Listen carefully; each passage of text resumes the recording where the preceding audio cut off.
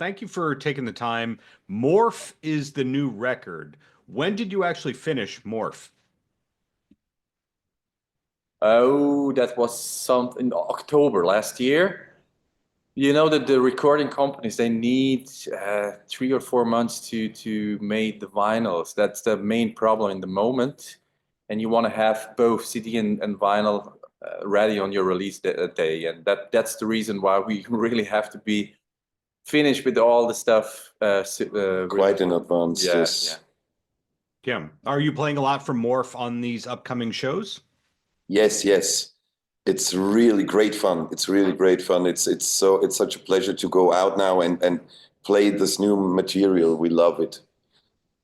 Right. So when you're opening up for a big band like Deep Purple, what do you play? What is the set list like for a Deep Purple support show versus a headlining show like you're doing now?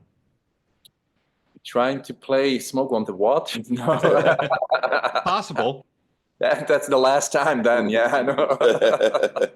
No, you know, we have, our sound is diverse. We have different styles, you can say styles, yeah. And when we know that the audience is more rock and rollish, so we play more the rock and roll songs.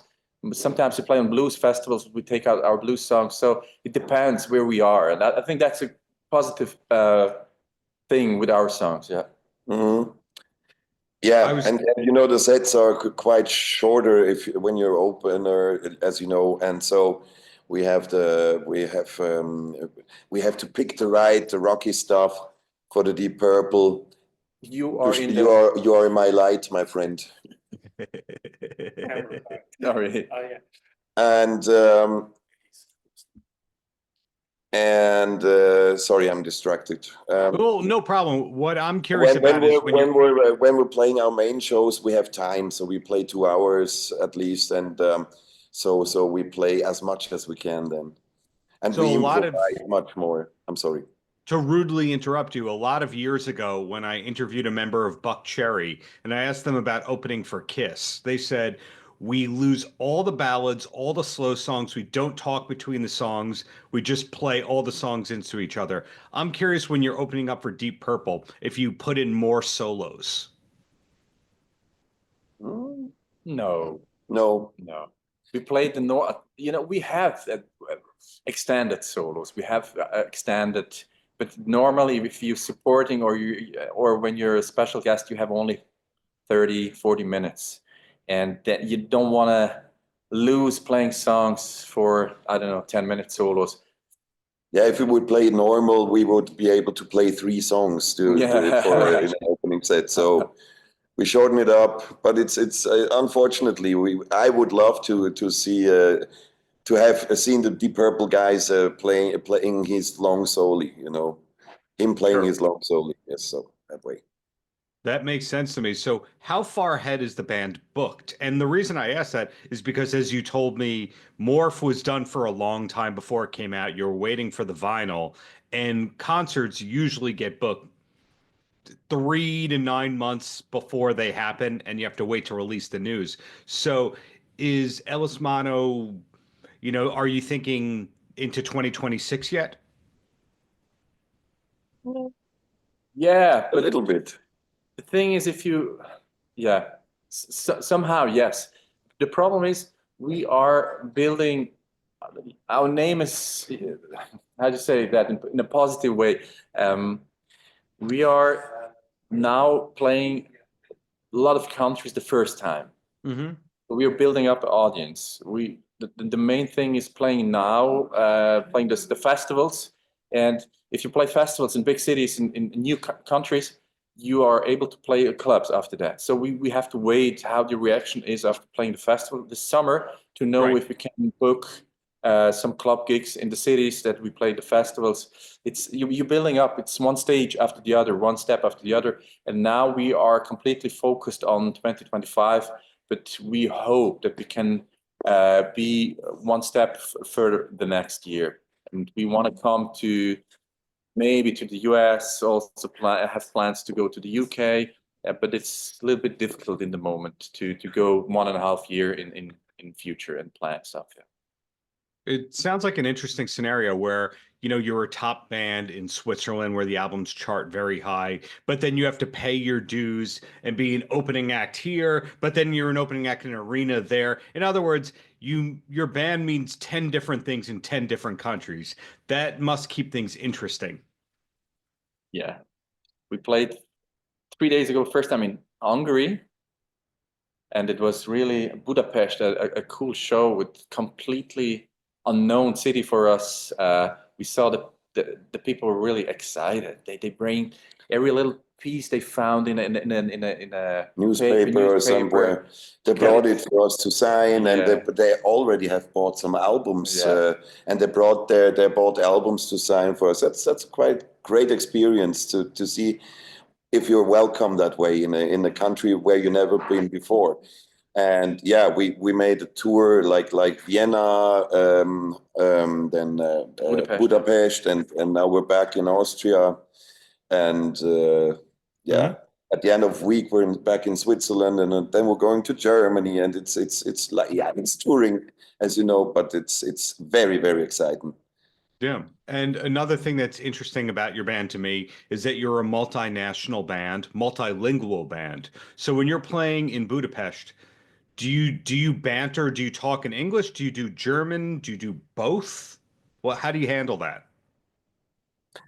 Oh, well, yeah, English is for sure the most international language. So we try to speak in English, and then and in Germany we speak German, of course. I'd have to imagine that your band covers all the checklists. So if a French journalist comes up, there's one or two members that go, I can do that one in French.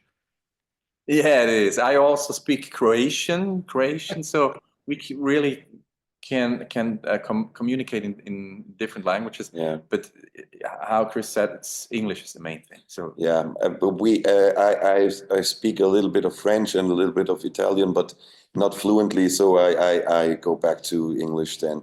Nearly everyone speaks English here in Europe. Well, the follow-up question I have to that is some of our favorite artists decided to try and get more fans by recording in different languages. There's David Bowie songs in Japanese. David Lee Roth did a whole album in Spanish. Was there ever that thought of, well, if we also record the song in Croatian, we will chart high there? We never. No, thanks. Because I would have to sing it. Oh my God, no. We have from time to time. We do holidays in Croatia, and when he's trying to talk Croatian, it sounds really funny. So it sounds maybe that funny like I talk on English with you. I don't know, but you're a natural. You speak better English than a lot of people here in New York, so don't worry about that. Okay. And so what I've learned so far is, Morph is the new record, but it's been a bit since you finished it, that you're looking into touring plans in the near future, that there might be US activity and all that. When you're not busy with the band, what's the free time like? What are the hobbies like? Is it doing the same stuff as music in your off time, or is it the exact opposite of music?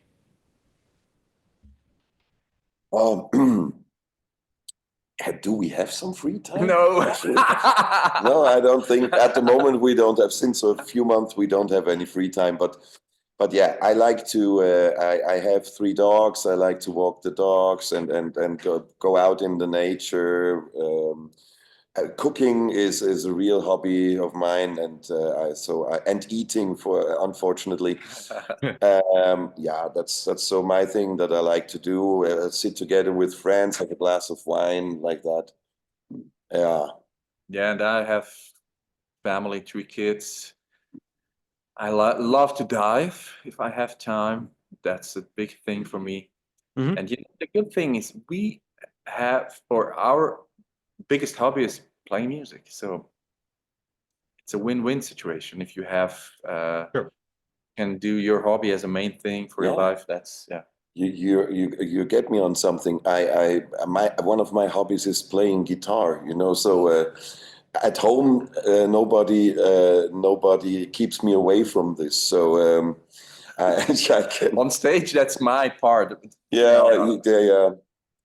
So on stage, I'm a bit nervous next to him when I play a bit of the acoustic guitar, because he's my guitar hero. Yeah, I paid him to say that. He paid me. Understood. I like to find that stuff out because sometimes when you talk to artists who tour a lot, you find out that they don't like to spend any time at the venue. They spend the whole day walking around or they find the coffee shop. And then there's other people who want the 3-hour sound check and they want to play as much music as possible to make the show as perfect as possible.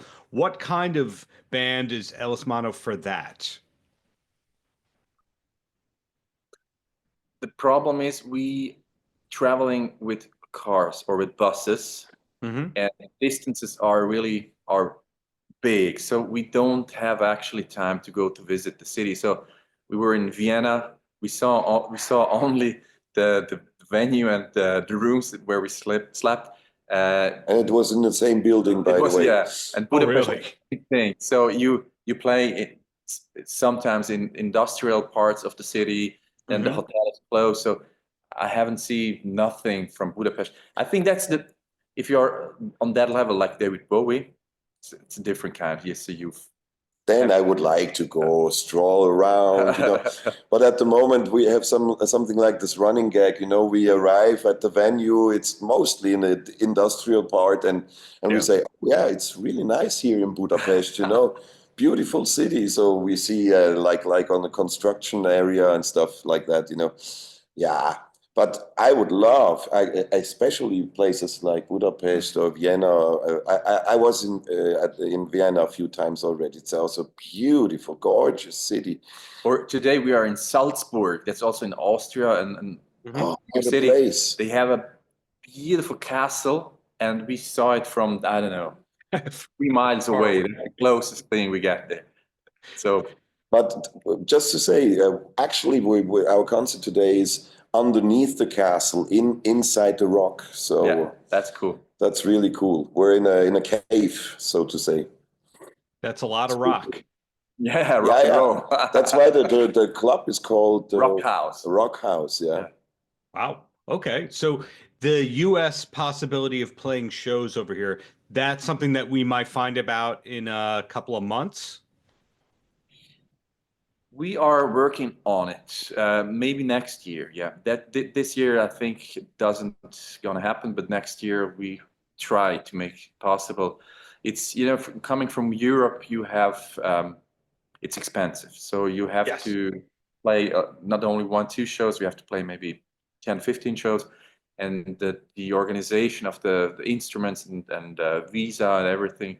Yeah, it's not that easy, and I think we one of our main goals. My joke is, in 10 years, I want to sold out Madison Square Garden in New York. So that's our main goal. It's a joke. I don't know if we ever, but we want to come maybe there. the restrooms. Yeah, the restrooms.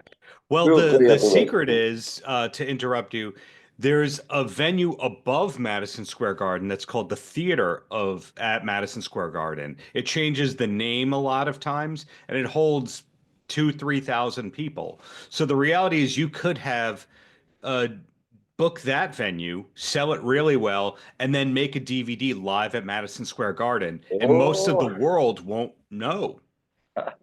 You sold out Madison Square Garden. Yeah, that's cool. You live well, my free advice is also, if you're touring the States, don't do it in the winter. And don't do it in the summer. Go fall or spring to avoid the bad weather. But either way, the last 2 questions before I let you go. The first one is, you're on the road a lot, but what's the last concert that both of you went to for fun?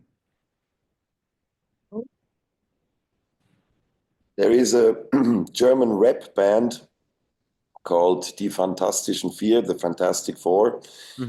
And they're quite well known in Europe, and they're quite good actually. They come with a great band, and they fill the bigger stadiums, and they're great fun to watch. They have some really deep going lyrics. It's not like gangster rap. It's really deep and fun to see. Yeah. Cool. I'm a sound engineer. That's my living thing. So I'm every week on 3 to 5 concerts, and I've tried not to go on more concerts. I think the last cool gig that I saw was Punch Brothers. I don't know if you know them. Yes. That's a few years ago, and it's really unbelievable how good the 5 of them playing. It's was a great gig. Yeah. Do you remember we were together at the Tedeschi Trucks concert? Yeah. Oh. Yeah, I love them. Also, I love them. I really love them. I'm a huge fan. I get it. I get it. The last question for both of you, I think it's going to be a different answer, but what's your favorite song to play live?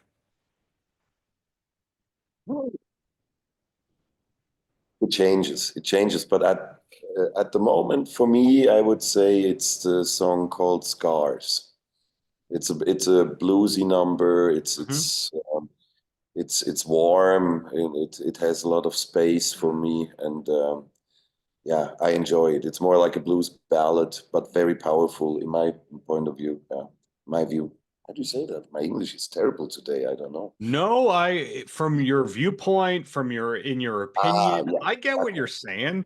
Again, you speak better English than a lot of my neighbors. Don't worry about it. And your favorite song? My favorite song is "A Lifetime." That's also always our last song on a live concert.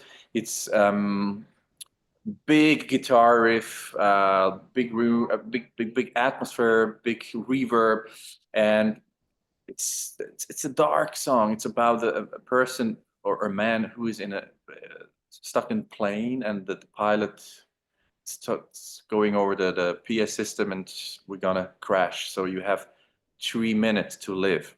What are you doing in that 3 minutes? And you call a girl, and yeah, that's not the message. It's really the song. I don't know. It's a guitar thing. I think I love to play the song, but it's how Chris said. It's sometimes changed. So when you have one aggressive thing with a lot of guitar playing, it's yeah. I don't know. I can't say. It's different every day. Yeah. We love every song. We love every You song. love every song. It's the same question that you have more 2, 3, 4 kids. What's your favorite kid? You can't tell. That's unfair to the others. Yeah. Oh, I know who my parents' favorites are. That most days, not this guy, but either way. Come on. Thank you both for your time. Looking forward to the further music, the further touring, and keep up the great work out there. Thank you very much, Darren. Hope to see you soon. Paltrocast.